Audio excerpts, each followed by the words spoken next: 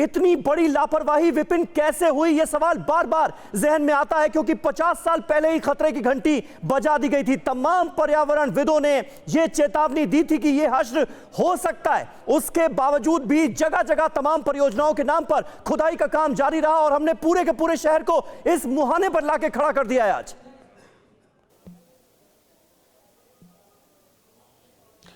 बेशक आप जो कह रहे हैं शब्दशः सब कुछ सही है। 1976 में मिश्रा कमेटी की अगर रिपोर्ट को शायद 50% भी लागू किया गया होता समीर, तो आज पूरा का पूरा देवभूमि जोशीमठ कराह नहीं रहा होता, रो नहीं रहा होता, बिलक नहीं रहा होता।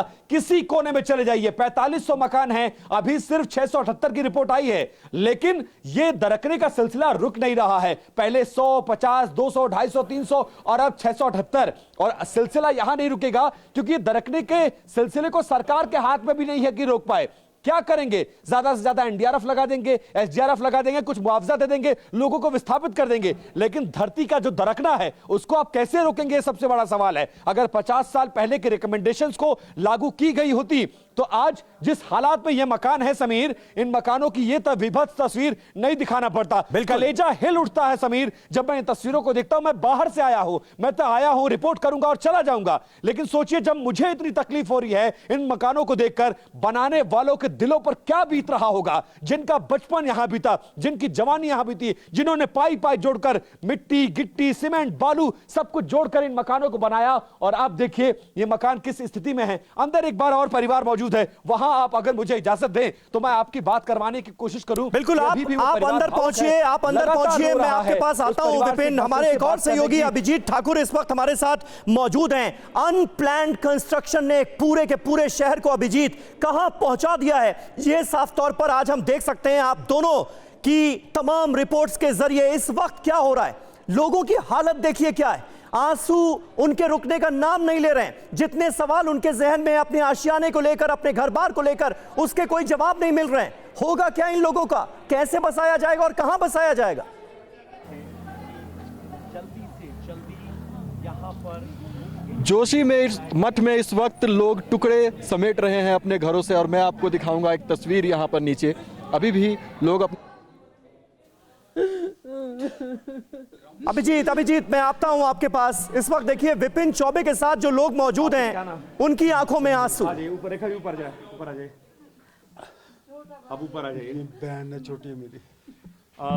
बिल्कुल समीर, देखिए परिवार के मुखिया बाहर गए हुए थे, आए हैं, और जैसे ही बहन को देखा दोनों लिपट कर रो पड़े कि ये क्या हो गया, ये कैसे हो गया, अब क्या होगा, अब कहां जाएंगे। सरकार तो ये कह रही है कि आप शिफ्ट हो जाइए, हम 4000 महीना देंगे 6 महीने के लिए, लेकिन उसके बाद क्या, ये जमीन कहां मिलेगी, ये माहौल कहां मिलेगा, ये देवभूमि कैसे मिलेगी, अपना शहर, अपना इलाका, अपने पड़ोसी कैसे मिलेंगे।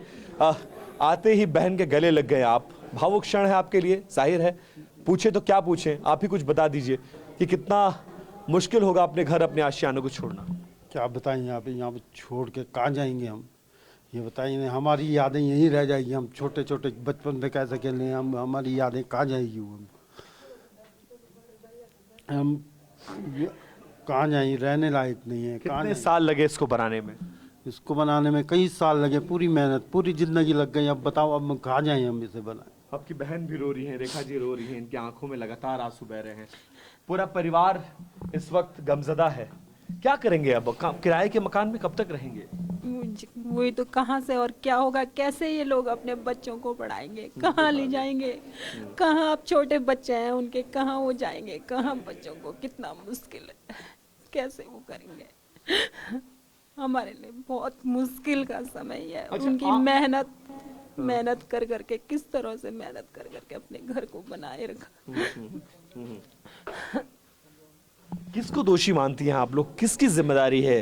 भगवान ने कर दिया, सरकारों की गलती मानती हैं? मैं भगवानों की सरकार की भी गलती मानती है, इंसानों की भी गलती है। सबने गलती की, जोशीमठ के साथ खिलवाड़ किया। सबने खिलवाड़ किया, सबने खिलवाड़ किया है। आप तीनों बहनें हैं ना आपस में? हाँ। और तीनों इस मुश्किल घड़ी में परिवार के पास आई। आप तीनों का बचपन यहीं बीता? हाँ, यही बीता, बचपन यही बीता, आंगन में। कभी सोचा भी नहीं था ऐसा होगा। यही सोचा था कि हम बना दिए हमारे भाइयों ने, हम जाएंगे, रहेंगे वहाँ, जाएंगे मंदिरों में घूमेंगे, बद्रीनाथ जाएंगे।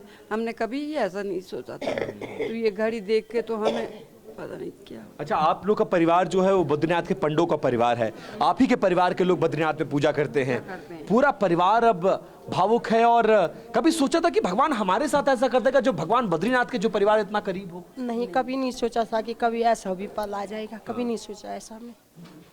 कभी ऐसा सोचा ही नहीं था कि भगवान ऐसा करेगा, ऐसा पल आएगा हमारे साथ, हमारे भाइयों के साथ ऐसा पल आएगा। कभी समझा रही हैं भाइयों को? हाँ, समझाएं, क्या करेंगे, और हमारे समझाने से क्या होगा। हम तो उन्हें इतनी बड़ी बिल्डिंग तो बना के दे नहीं सकते हैं ना, पर ऐसा है भाव वो करेंगे, उनको सपोर्ट देंगे, क्या करें। बिल्कुल समीर, कुछ और तस्वीरें इस घर की ऐसी हैं। देखिए, जिस मकान में मैं खड़ा हूं समीर, ये नया मकान बनाया गया है, 22 लाख रुपए कीमत से लगे हैं, और अपनी माँ के लिए बनाया कि नीचे हम लोग रह लेंगे, और माँ के लिए नया मकान बनाया। लेकिन 3 मार्क ऐसे हैं जो ऐसे दाग बन गए हैं इस घर के लिए, इस परिवार के लिए। जितना मुश्किल है इस परिवार को ये मकान, ये माँ को देख पाना, और इसको देखने के बाद अब परिवार ने फैसला किया कि पूरे मकान को खाली करना। ऊपर से लेकर नीचे तक सब कुछ नया कंस्ट्रक्शन है, बिल्डिंग में सब वो सुख सुविधाएं दी गई हैं जो आमतौर पर शहरों में होती है। लेकिन अब पूरा परिवार सब कुछ लेकर जा रहा है, सामान तो ले ही जा रहा है, यहां तक कि बाथ फिटिंग से लेकर सब कुछ निकाल रहा है, क्योंकि अब कुछ छोड़ने से फायदा नहीं है। कोई उम्मीद की किरण बाकी नहीं है कि कोई चमत्कार होगा, क्योंकि जो मकानों में दरारें पड़ी हैं, अब उसके बाद यहां रहना मौत को दावत देना है। इसलिए परिवार ने अब शिफ्ट होने का फैसला कर लिया है। बिल्कुल बिल्कुल विपिन, बने रहें आप हमारे साथ। तो देखिए, इस वक्त जोशीमठ से हमारे संवाददाता जो रिपोर्ट्स दिखा रहे हैं, आप अंदाजा लगा सकते हैं, हम और आप अंदाजा लगा सकते हैं इस वक्त यहां पर रहने वाले लोगों पर कैसा गमों का पहाड़ टूटा है। अभिजीत इस वक्त हमारे संवाददाता हमारे साथ मौजूद हैं। अभिजीत, क्या अभी तक सल्यूशन निकलकर सामने आ रहा है? ये लोग अपने आंखों के सामने अपने घरों को टूटता हुआ देख रहे हैं, दीवारों को दरकता हुआ देख रहे हैं, इनके पास ऑप्शन क्या है? प्रशासन इनसे क्या कह रहा है? इन्हें कहां ले जाया जाएगा, कहां बसाया जाएगा?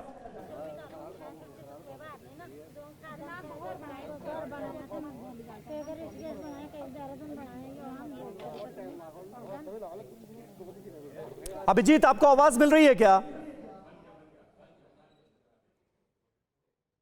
देखिए, अभिजीत तक लग रहा है हमारी आवाज नहीं पहुंच पा रही है, लेकिन तमाम तस्वीरें आप देखिए। आज ध्वस्तीकरण की कार्रवाई के पहले चरण की शुरुआत होनी है। 2 होटलों को गिराया जाना है, जिनको इस वक्त जिनके बारे में यह कहा जा रहा है कि इनका रहना अब लोगों के लिए खतरा बन गया है, क्योंकि ये होटल अगर गिरेंगे तो कई घरों पर इसका असर होगा, कई घरों की दीवारें दरक सकती हैं।